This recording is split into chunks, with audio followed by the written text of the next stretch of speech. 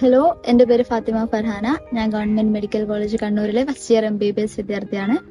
കഴിഞ്ഞ വർഷം ഇതേ സമയത്ത് ഞാനും ബ്രില്യൻറ്റിലെ മോഡൽ എക്സാം എഴുതിക്കൊണ്ടിരുന്നതാണ്. അതുകൊണ്ട് നിങ്ങൾ എന്ത് സിറ്റുവേഷനിലൂടെ പോകുന്നതെന്ന് എനിക്ക് മനസ്സിലാക്കാൻ പറ്റും. അപ്പോൾ കഴിഞ്ഞ പ്രാവശ്യം അവസാനമൊക്കെ ആയപ്പോഴേക്ക് എന്താ ചെയ്യുക എന്നറിയാണ്ട് ഞാൻ ഒരുപാട് ബ്രില്യൻറ്റിലെ പ്രീവിയസ് സ്റ്റുഡൻസിന്റെ വീഡിയോസ് ഒക്കെ കണ്ടതാണ്. അപ്പോൾ I thought this time I can be a help to you guys. ഒരുപാടൊന്നും പറയാനില്ല. അവിടുത്തെ ഡയറക്ടേഴ്സും കോർഡിനേറ്റേഴ്സും ഒക്കെ അനൗൺസ്മെന്റ് ആയിട്ടും ക്ലാസ് വന്നിട്ടും ഈവൻ ഹോസ്റ്റൽസിൽ വന്നിട്ടും നിങ്ങൾക്ക് എന്താ ചെയ്യേണ്ടതെന്നുള്ള ഭയങ്കര വലിയ ഇൻഫർമേഷൻസ് തരുന്നുണ്ടാവും. അതായിരിക്കണം എപ്പോഴും മെയിൻ ആയിട്ട് ഫോക്കസ് ചെയ്യേണ്ടത്. വളരെ കുറച്ച് കാര്യങ്ങൾ ഞാൻ പറയാന്ന് വിചാരിച്ചു. അവസാനമൊക്കെ ആയല്ലോ, അപ്പം കുറച്ചും കൂടി ദിവസം കൂടി ഉള്ളൂ. നമ്മൾ അവസാനമായി, ഒരു മാസം കൂടി ഉള്ളൂ, ഒരുപാട് പഠിക്കാനുണ്ടല്ലോ അങ്ങനെ വിചാരിക്കാതെ പോസിറ്റീവായിട്ട് ഇനി ഒരു മാസം കൂടി ഉള്ളൂ, ഇതും കൂടി കഴിഞ്ഞ് നമുക്ക് എല്ലാം നിർത്തി വിട്ടു പോവാന്നുള്ളൊരു മൈൻഡിലേക്ക് എത്താം. പിന്നെ അല്ലെങ്കിൽ തന്നെ ഭയങ്കര ടെൻഷനും കാര്യങ്ങളൊക്കെ ആയിരിക്കും. അപ്പം ക്വസ്റ്റ്യൻസ് ഒക്കെ ചെയ്യുമ്പോൾ കുറച്ച് ക്വസ്റ്റ്യൻസ് നമുക്ക് കിട്ടാതാവുമ്പം ഞാൻ പേഴ്സണലി വല്ലാണ്ട് ടെൻസ്ഡ് ആവുമായിരുന്നു. അപ്പം എനിക്ക് തോന്നുന്നത് എല്ലാവരും പൊതുവെ ടെൻസ്ഡ് ആവും.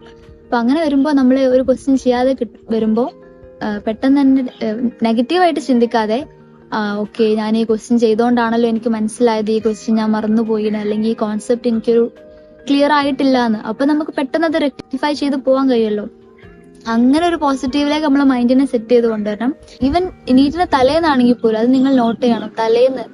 തലേന്ന് രാത്രി ആണെങ്കിൽ പോലും അപ്പൊ തന്നെ പെട്ടെന്ന് ബുക്ക് മറിച്ചിട്ട് അതൊരു ഓപ്പർച്യൂണിറ്റി ആക്കി എടുക്കണം നിങ്ങൾ. അല്ലാതെ അയ്യോ എനിക്ക് കിട്ടുന്നില്ലല്ലോ എന്ന് വിചാരിച്ച് ടെൻഷൻ അടിക്കാതെ അതൊരു ഓപ്പർച്യൂണിറ്റി ആക്കി എടുത്തിട്ട് പെട്ടെന്ന് തന്നെ ആ സ്ഥലം റിവൈസ് ചെയ്താല് നമുക്ക് അറ്റ്ലീസ്റ്റ് നീറ്റിനല്ലല്ലോ അത് വന്നത്, മുന്നേ അല്ലേ. അപ്പൊ നമുക്ക് നമ്മളെ മിസ്റ്റേക്സ് വന്നാലല്ലേ നമുക്ക് ഇത് റെക്ടിഫൈ ചെയ്ത് മുന്നോട്ട് പോകാൻ പറ്റുള്ളൂ.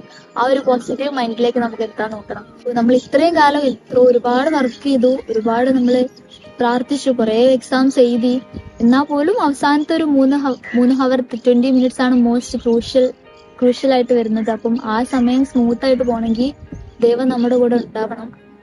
എൻ്റെ ഒരു സാറ് പറഞ്ഞ എനിക്ക് ഓർമ്മയുണ്ട്, നമുക്ക് ദൈവത്തിൽ വിശ്വാസം ഇല്ലെങ്കിലും ഉണ്ടെങ്കിൽ പോലും നിങ്ങൾ അവസാന എക്സാമിന് വേണ്ടി പ്രാർത്ഥിക്കണമെന്ന്. അത്ര ഇമ്പോർട്ടന്റ് ആണ് പ്രാർത്ഥന. എല്ലാവർക്കും അറിയാലോ. എന്തെങ്കിലും ടെൻഷനോ എന്തെങ്കിലും ഔട്ട്സൈഡ് ഹെൽപ്പോ എന്തെങ്കിലും വേണമെന്നുണ്ടെങ്കിൽ എന്തായാലും നമുക്ക് അവിടെ കൗൺസിലർക്ക് അവൈലബിൾ ആണല്ലോ. അവിടുത്തെ പോയി സംസാരിക്കുക. എല്ലാം നോർമലാണ്.